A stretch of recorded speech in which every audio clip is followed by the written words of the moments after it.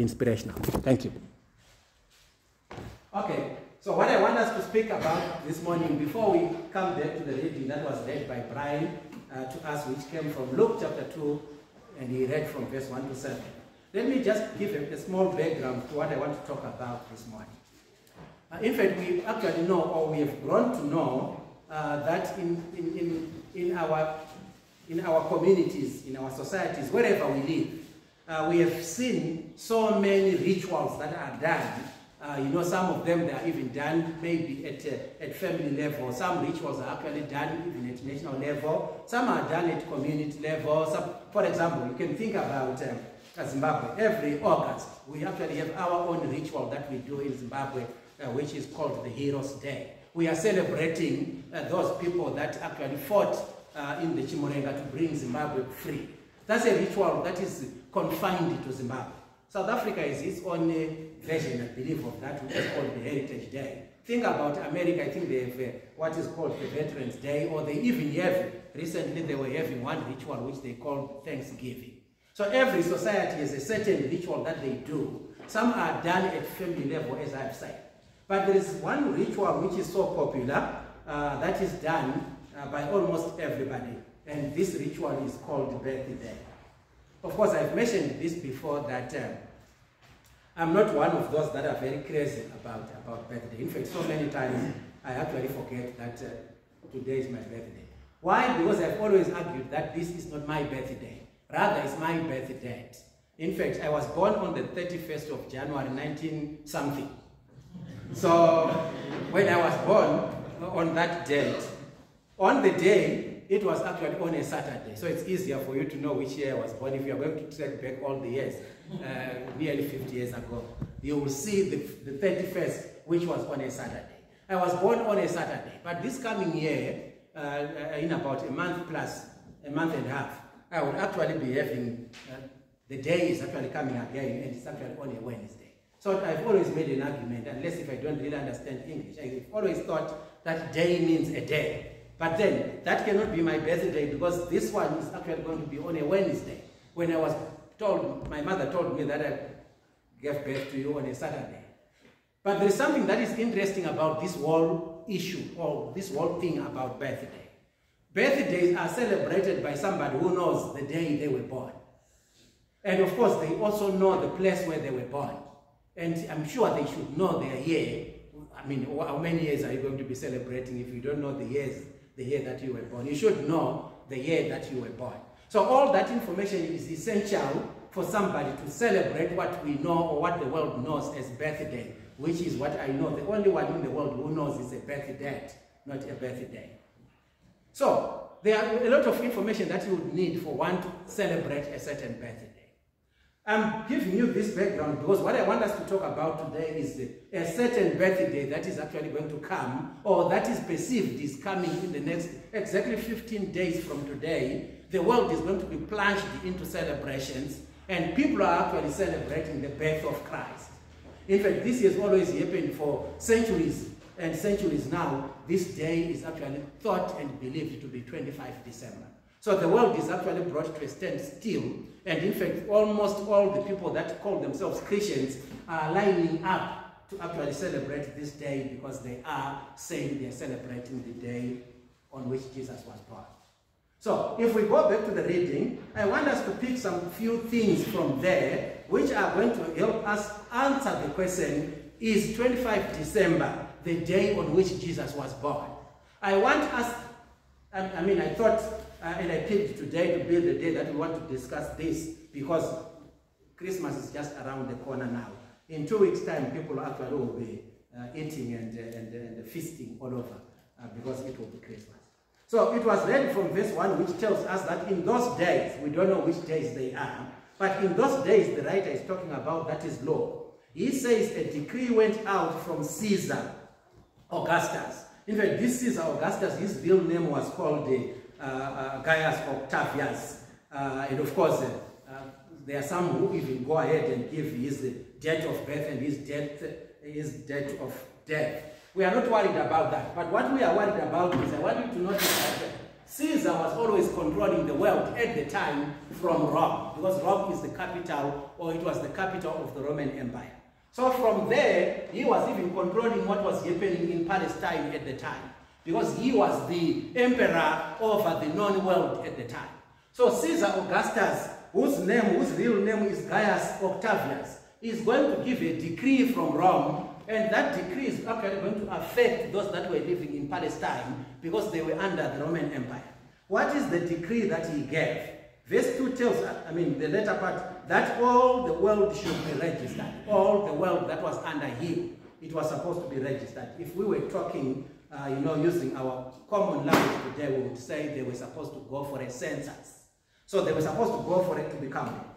Verse 2 says, this was the first registration when Quirinius was governor of Syria. We don't know why Luke is telling us about that information, but we know, of course, Syria would have been up here. In fact, Syria is one of those countries at the time which had a lot of fights with Palestine, or with Israel, or with the Jews. So we are told about this Quirinius who was governor of Syria. Verse 3 says, and all went to be registered, each to his own town. In fact, this census, if Zimbabwe was doing, they recently did their census when they were preparing for the elections this year. When we were counted from here. But if they were counting everybody like they did then, it means all of us would have traveled somewhere. Some of us would have traveled back to Masingo or Chini district, for example, where we come from. And everybody else would have gone back to his actual roots. You have to be counted from there. So these ones, we have a man who was called Joseph. Joseph was of the tribe of Judah. Judah, of course, we pointed out this morning that Judah would actually, have jurisdiction over this whole section, the most southern part of the land of Palestine. Of course, Bethlehem was one of the key cities or key towns, simply because Jesus was born there, of Judah. And Simeon was also down here. But there is Joseph, a man who was from Judah, who actually was living up here in Galilee. Of course, he lived in a small town that was called Nazareth, which was in the region of Galilee. Now, he has to be counted, but he has to move and be registered from his own root. So they had to trek down to Bethlehem, to Judea. That's what verse 4 says. And Joseph also went up from Galilee, from the town of Nazareth to Judea, to the seat of David, which is called Bethlehem. Of course, when David became king, for the first 7 years he was king in Bethlehem. This is why this city was now known as the city of David, because he established his kingdom, or his kingship, in Bethlehem. But of course, he's going to later move. For 33 years, he's going to be based in Jerusalem, and he's going to turn Jerusalem around. So it was known as the city of David, or it was also called Bethlehem, which means the house of bread.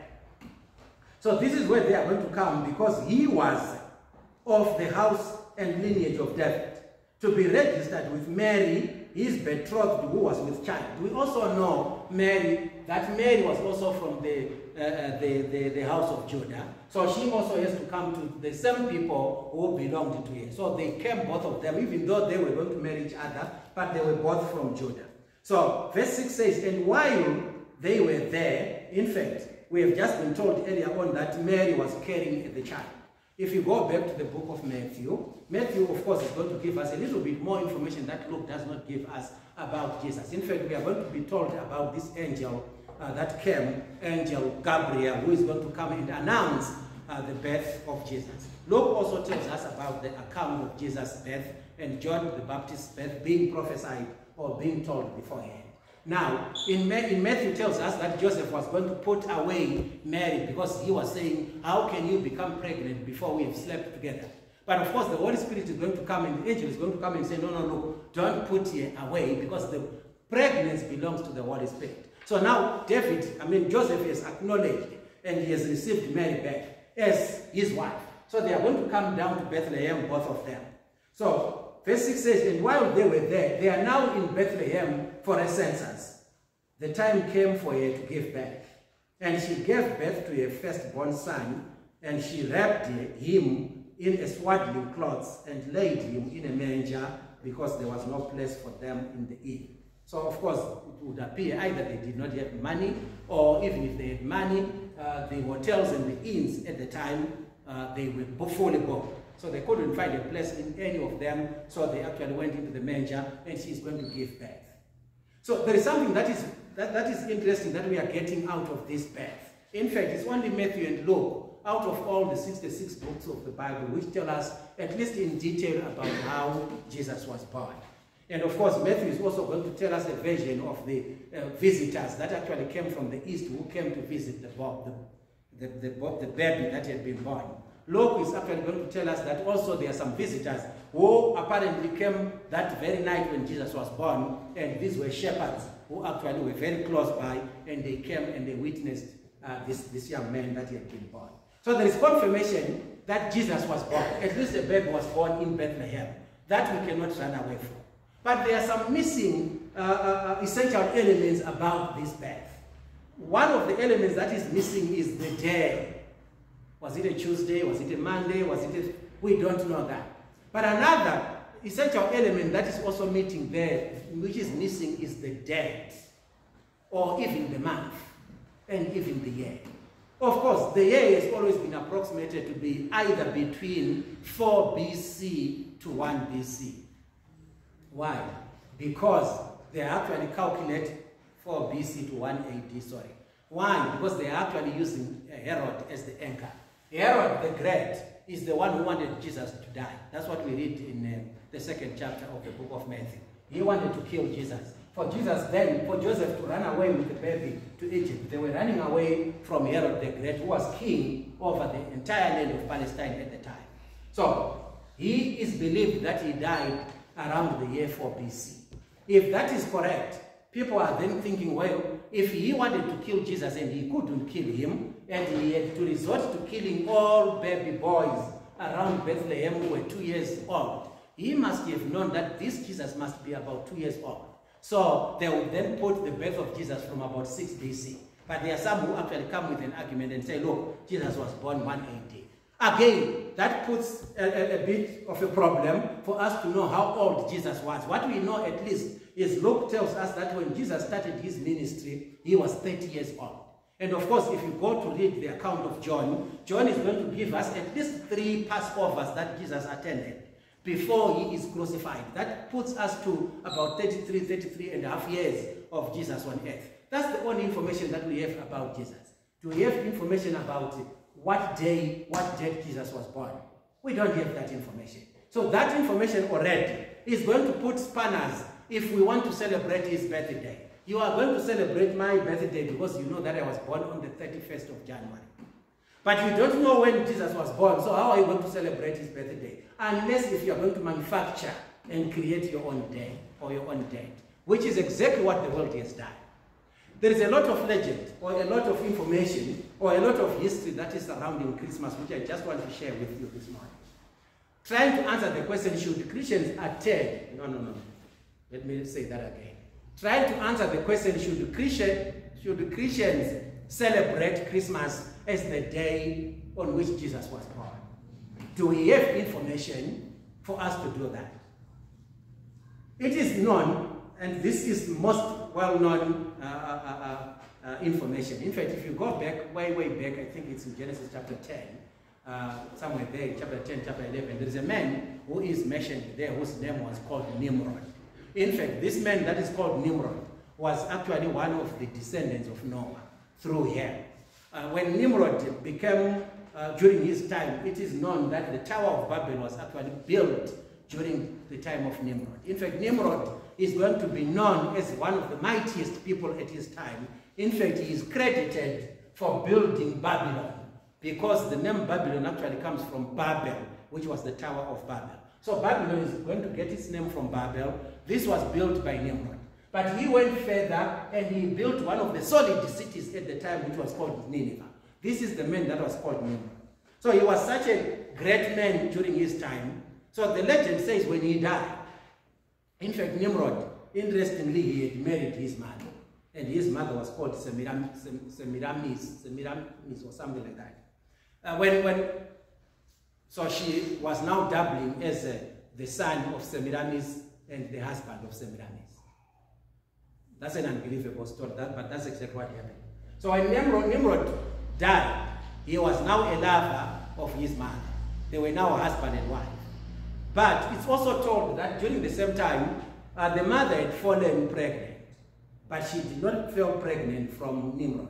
She had actually fallen pregnant from an adulterous relationship. So, to try and cover that up, Nimrod died almost around the same time when the mother had fallen pregnant, who should have been the husband. But then when people discovered that she was pregnant, yet Nimrod had died, then she actually cooked a story and said Nimrod actually had resurrected, and he was the one who was responsible for the pregnancy. In fact, she went ahead and gave a son who is called Tammuz. The name Tammuz is mentioned a couple of times. Ezekiel mentions Tammuz. Jeremiah also mentions Tammuz, but he was always mentioned in bad light. A son is going to be born, and his name was called Tammuz. Why am I talking about this? Because this actually has a direct relationship with the day that is called Christmas today.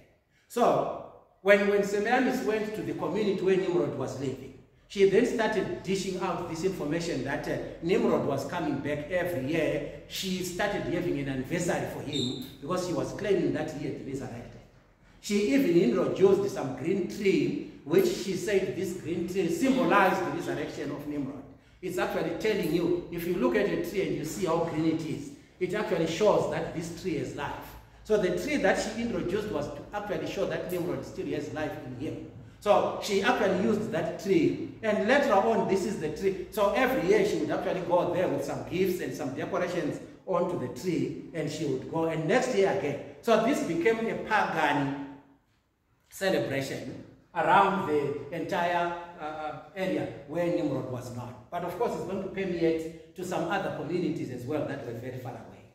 But let's also remember that during the same time, the Roman Empire is the one that was in charge of the world. The Romans also had their own cultures. And one of their culture was to celebrate whatever celebration they were making in December. And Nimrod's supposed resurrection was also being celebrated in December. So, at the end of the day, because the Roman Empire always wanted to have more constituency. So what they did is they actually came and accepted the celebration that the pagans were doing, which was the Babylon, which had originated through Nimrod and from Babylon. And they also joined those two together. And of course, the legend says they then settled for one day. We are going to bring whatever we were doing, you bring whatever you were doing, let's combine the two, and we have one big celebration, and that celebration, let us do it on the 25th of December. So originally, this was a pagan plus the Roman culture empire, which was actually celebrating this day. It had nothing to do with Christians. Neither did it have anything to do with Christianity. But as time goes on, of course, we know how powerful the Roman Empire was, and how powerful Roman Catholic also became then. Not as powerful as it was then, but of course we know that the Pope, their Pope, is still as powerful. He can even go and mediate on wars and they stop. I think we know his influence around the world. Knowing how the Roman Empire and the Roman Catholic were twinned together and how powerful the two were, they actually influenced even other, right-thinking Christians to also celebrate this day as the day that Jesus was born, which is now called 25 December, the birthday of Jesus Christ. But the truth of the matter is, we don't have evidence from the Bible that Jesus was born in December. In fact, we actually have some information which contrasts that Jesus could not have been born in December. One of the reasons being, during the time when Jesus was born, Luke clearly tells us that there are shepherds who were in the wilderness herding their sheep. And they don't do that. That culture is still somewhat there in Israel today, but they would not do it during December, because December, either it will be winter or it will also be rainy. So they can't do that. They will do it on any other season which was friendly. So Jesus would not have been born around that time because there are no shepherds. At least if we are to use the shepherd idea, it will also disqualify that. But even if Jesus was born on the 25th of December, whatever year that would be, the other reason why Christians should not be part of this, before I go there, let me tell you what was also part of this celebration. In fact, they were supposed to celebrate wildly. You were supposed to eat as much as you can't even eat. And in fact, this is what we have seen Christmas does. Even today, people overspend on the Christmas day. You actually spend the money that you don't have. Where that tradition comes from, on any other day, you cook food using a pot this size. But on Christmas Day, people use a pot of this size. Where that tradition comes from, do you think that your stomach all of a sudden is going to bounce on the Christmas Day? We don't know. In fact, when we were growing up, some of us who grew up in the rural areas then, when Zimbabwe was still Zimbabwe, you would actually walk into any home and you would be greeted with a basket that was full of bread.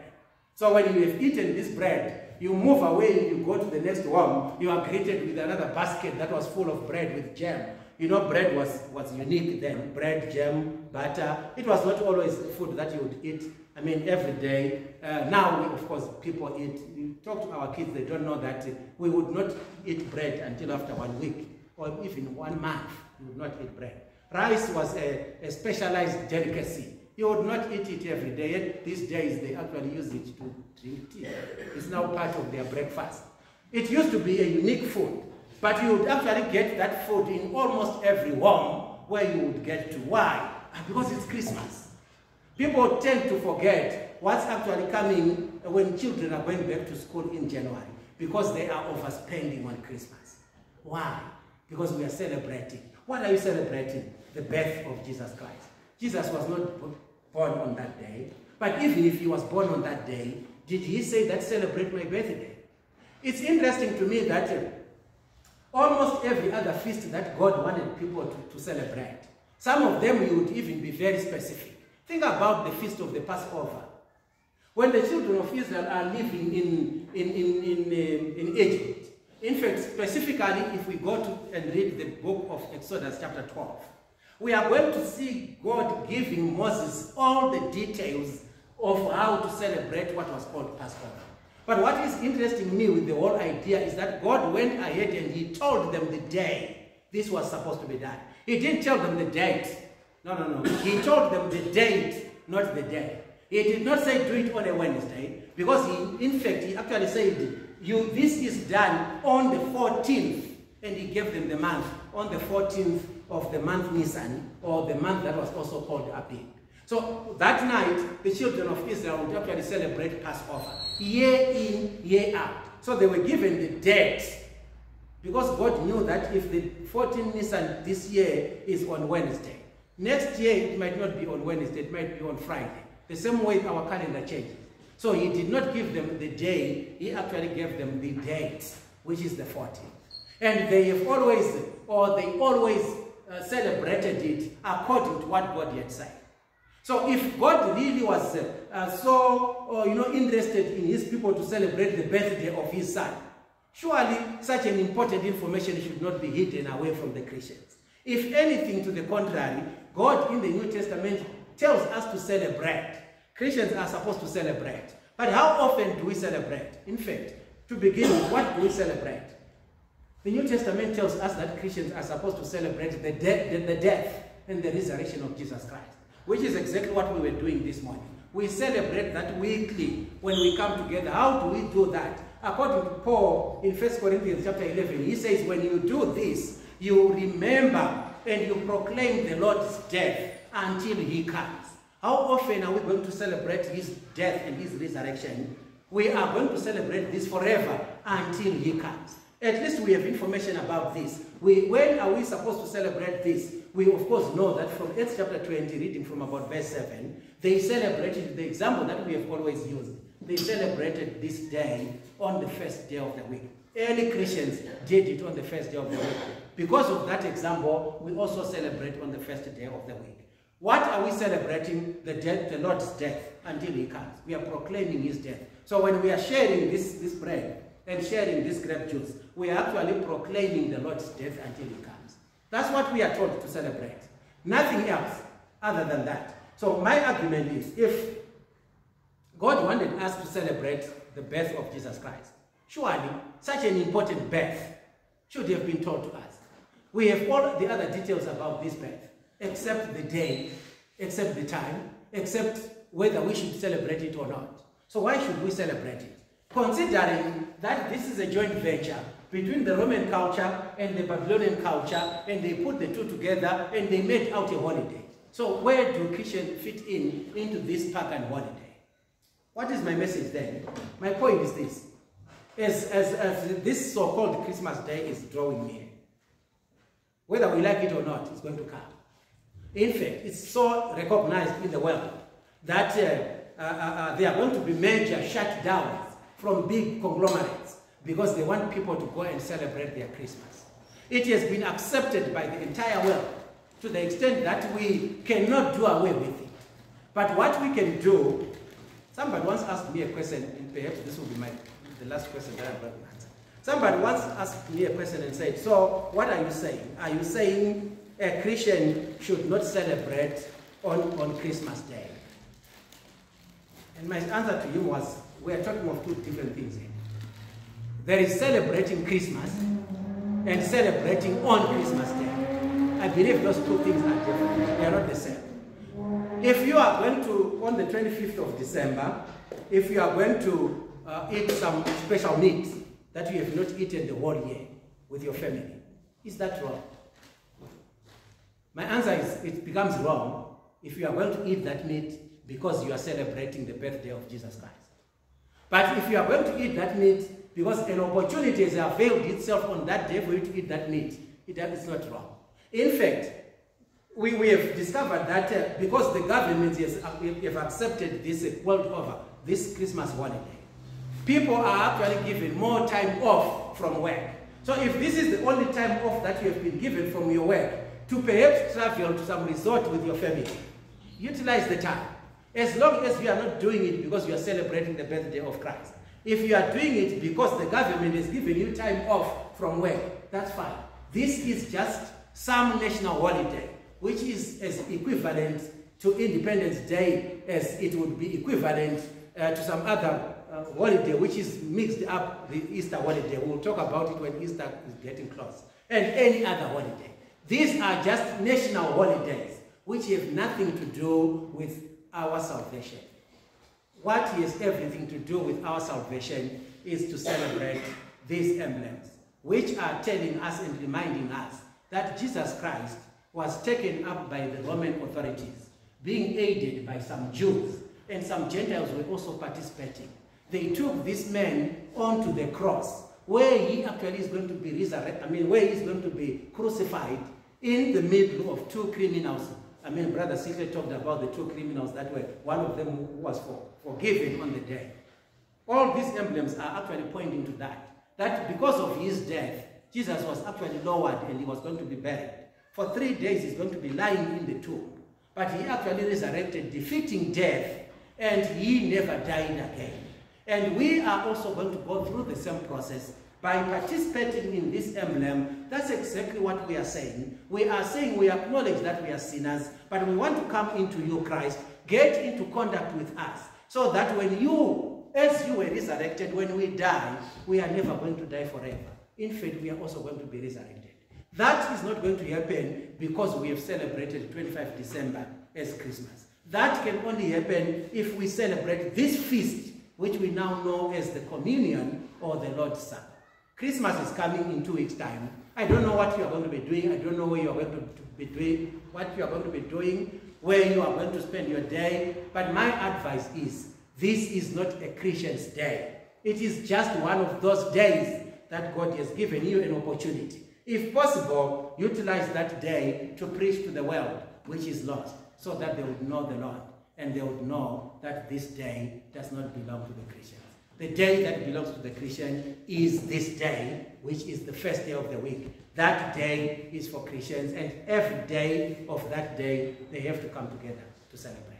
I hope and trust that what I've said is going to make sense, and it might help us understand, the concept and the myth that is behind Christmas. Thank you very much for your time.